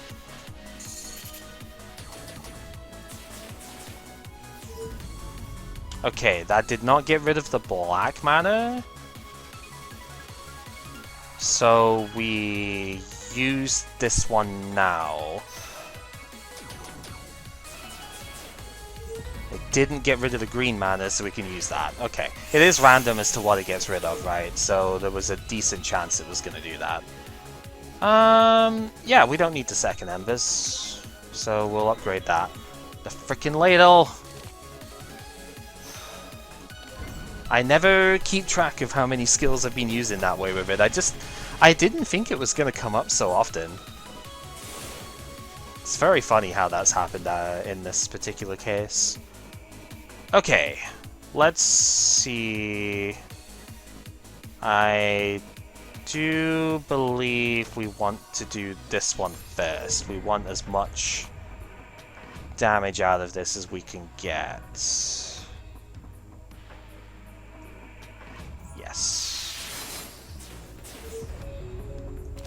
And then... yeah, making sure that everything's in the right order. Yeah, this is fine, because we got the hybrid as well. So this then gets played. Gets all of those there. They'll graze with the last mana before it gets purified. Okay. Good turn, good turn. Again, some damage gets taken, but I think you really just have to race this one. I'm not really too worried about that side of things. To that extent, yeah, we're just gonna take this one as the main thing. Purify instantly, huh? Not gonna lie, kinda irritating.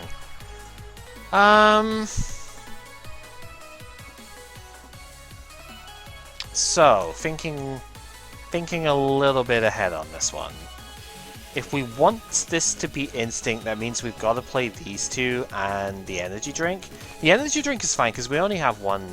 I mean, we don't have to use it because it doesn't exile, but I think it's for the best that we do. We haven't actually like gained any rainbow mana yet though, so philosophers, so she doesn't have any extra damage output on us, but looking at the way the rest of this is set up, I kind of want to use that. I think my alternative is like using this, which guarantees that I can't do the other stuff without playing the drink.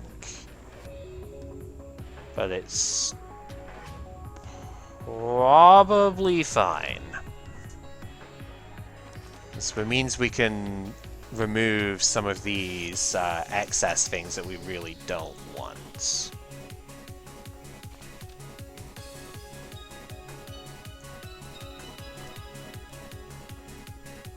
Yeah, let's do that.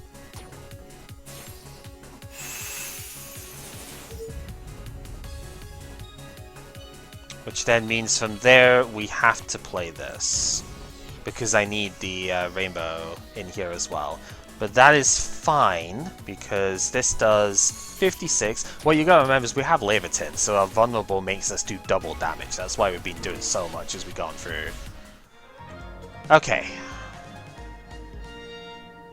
Well, the lighter, the sake, it's not lighter, so that's a different exhibit. Sake is really, really cool, but we don't have the deck to play it. This is best in Reimu decks or Sakia decks. Like, if you can get it with the knives and whatnot, oh boy, it's good.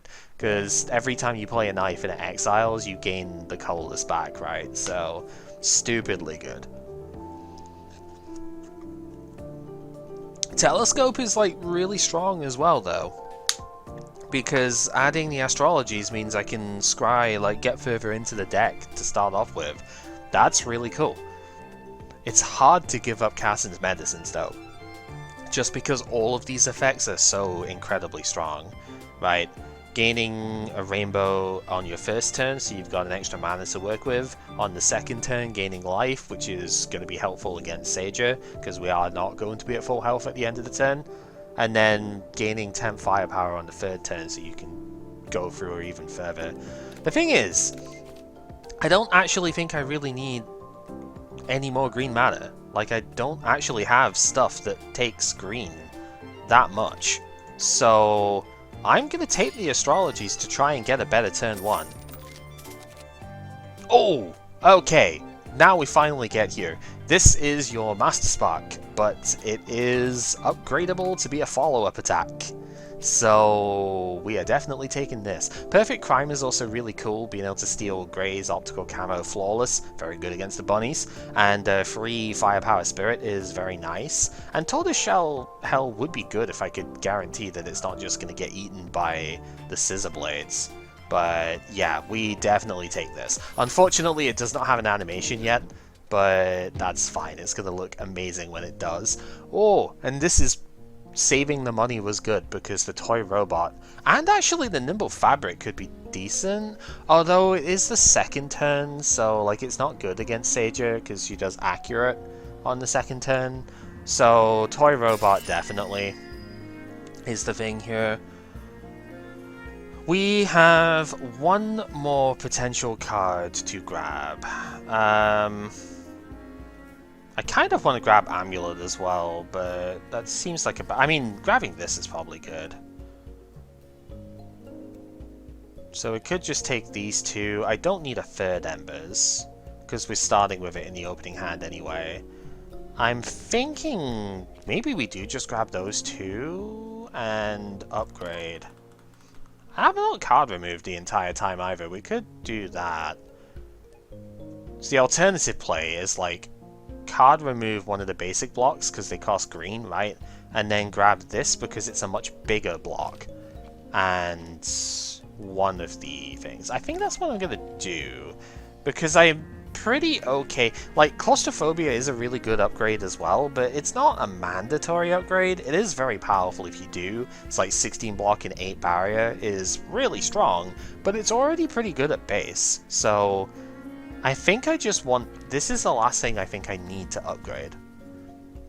Everything else is pretty much okay as is.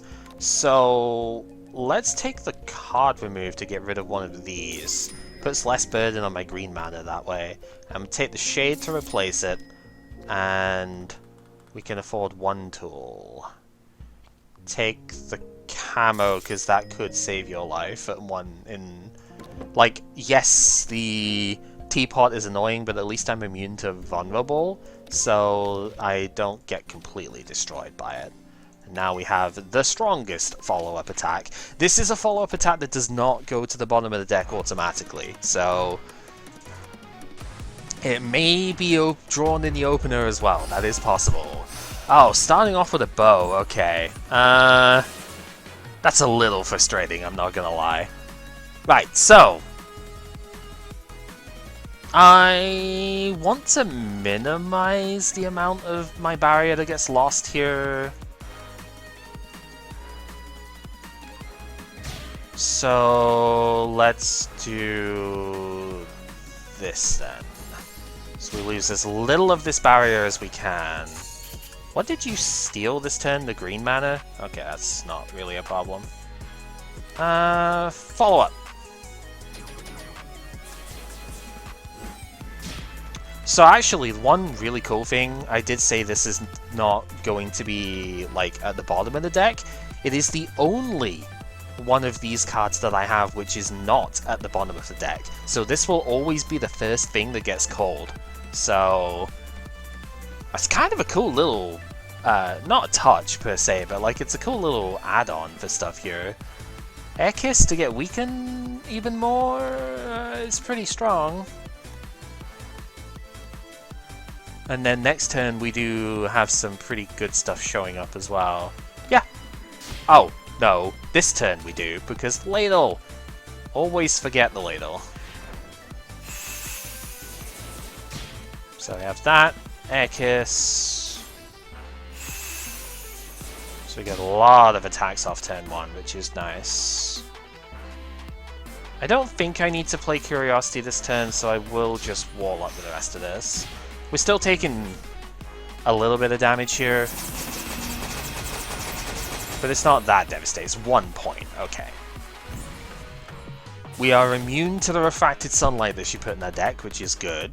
So that's fine. The other one that she put in was the Glamorous Starlight, so kind of irritating, but not a disaster. Alrighty, let's do this. We got another follow-up attack. We're going to get a lot more firepower off of it now, which is nice. And then talk through the hand. I think I'm going to put Grudge back on top of the deck here. Because this gives us more stuff. I don't have enough mana to do both of these. That's a shame. Maybe this is an optical camo turn then? Half as much damage from it. Yeah, this might be an optical camo turn. So we can just get as much out of this as we can. What's the rest of our deck looking like? We got draw cards in here? No. That's the one thing. We just don't have draw in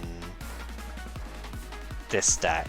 So we're not going to get a follow-up attack next turn if I use the laser. I know what she's doing next turn, right? So this doesn't matter in that aspect.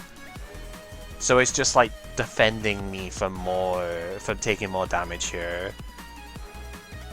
Yeah, let's do that. And I think instead I'm going to spell card this turn. I wanted to save that until we had other enemies show up, but yeah, and like looking at the amount of damage because of the Leviathan, once again, the amount of damage she takes when vulnerable is way higher, right? So yeah, I take 2, like kind of so what, right? This turn she's gonna barrier and she's gonna heal this stuff off, but like again, so what?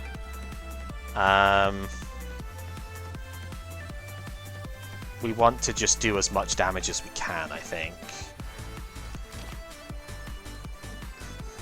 So we'll do this one. Purify is a rough one to put in, but it's fine. We can actually use this too. We have enough mana, so we don't actually take further damage. Could have done that and saved 2 at the start of the turn, but whatever. Now our problem is, this is what's left in our deck, and we have like no additional output. So our next turn is looking very, very bad.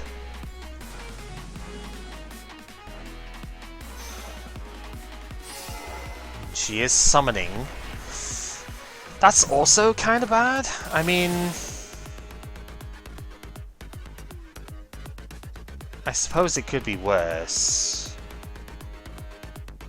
This is accurate after all, so we do just like wipe them out. So the problem is, without a card on top, without a card in deck, these actually don't do anything. So we're in a bit of trouble this turn. Yeah, this just has to kind of disappear as is. So we take a lot of damage here. And the Moonlight's going to remove one of our mana too.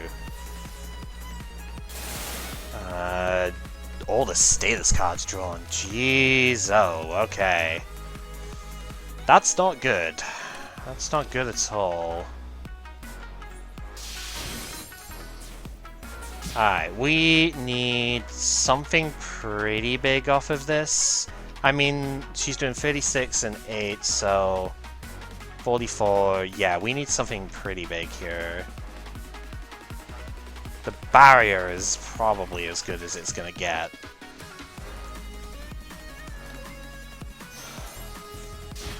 Alright, and then we're gonna have to spell card. So I'm taking 20 here. That's fine because she's also very close to dying. And we have so much firepower because of Embers that I'm pretty sure we should just be okay here. Like, even just with the basics that we have off of this. We've got the 1 card draw that we have in deck as well. I don't really want... that has replenish, we're fine with that. Like, if this isn't enough by itself, I don't know what to say, right? I could have just done that immediately. But yeah, that's pretty much in a nutshell how the follow-up stuff works. It's very, very powerful if you can get the situation forward. We didn't even get all the best ones, in my opinion. There is a couple of follow-up attacks that we didn't get that go into the main part of the deck, but they have AoE, and there's one that actually gives you mana back as well. They're all like 3 mana attacks to play, so they are quite expensive if you are just casting them, but we don't cast them because they're used as follow-up stuff, right? So there is this one, which does 17 to each enemy, 22 when upgraded, so this is your AoE that you can have. It does do damage, if you are in the super state, it does do damage in additional time, but like, I don't believe the super state is that good for most situations. Maybe if you're in white mana, so you can play it with Kokoro, you could do it, but I don't think it's that good most of the time, so I wouldn't put too much stock in it, personally.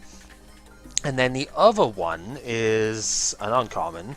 This does 16 and gains a black mana, and at the start of combat you put another copy of this card into your deck. So you don't have to pull as many actual follow-up cards, because this one by itself is 2. However, this one does not go to the bottom of the deck, just like the previous one, so it can be a little bit cloggy sometimes, I guess, if you play too many of them. If you upgrade it, this one is worth upgrading, unlike most of them. It deals 20 and adds a rainbow instead. This part actually does happen if it works as a follow-up card as well, so you gain mana back off of your... Like, if you pull this off of the Instinct one, right? The dual color thing, then you actually kind of just get to cheat the system a little bit. It's pretty great. Because you pay 1 mana when, you know, the thing's upgraded, and you gain that mana back. It's hilarious, really. I don't know.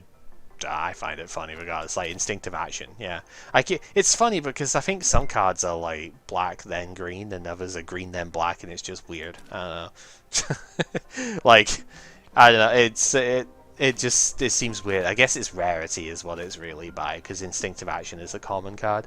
So, yeah, fun archetype though. You just really gotta get the 1 or 2 bits to sort of pull together. We had some very close calls there. You know, Reimu's pretty difficult to fight, and that Act 3 beginning was atrocious. I definitely should not have gone for Shapeshift Academy. That card ended up not being very good this time, but sometimes Shapeshift just kind of wins you the game outright, because you get like all the greys to avoid the first bit, and then you get the firepower to sort of cycle through, or you get the physical power and your bomb carries you through. Depends what sort of character you're playing, right?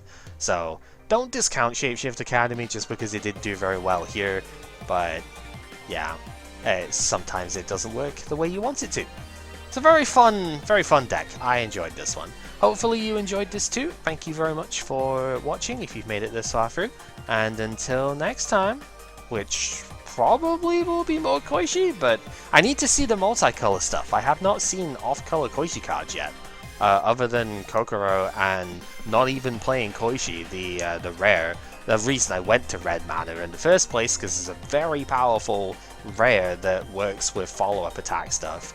Didn't get it this time. Oh well. Maybe in the future. Till next time, though, take care.